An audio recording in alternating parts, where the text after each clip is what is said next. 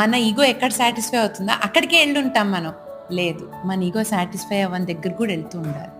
మనకంటే మన నెత్తి మీద మనకంటే బాగున్న వాడి దగ్గర కూడా ఉంటేనే మనం ఏం ల్యాక్ అవుతున్నామో మనకు అర్థమవుతుంది.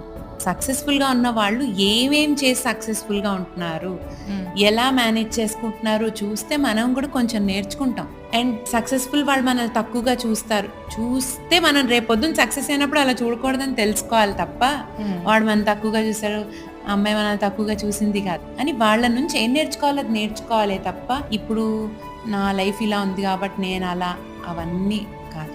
బయట కదిలి ఫెయిల్యూర్ తెలుసుకోవాలి, సక్సెస్ఫుల్ వాళ్ళని చూడాలి, చూస్తేనే మనకు అర్థం అవుతుంది. You should learn from successful people. అంతేగాని నాకు వీళ్ళతో ఉంటే సుఖంగా ఉంది, నా కంఫర్ట్ జోన్ వీళ్ళతో బాగుంది అనుకుంటే కంఫర్ట్ మన జీవితంలో ఏం సాధించలేం.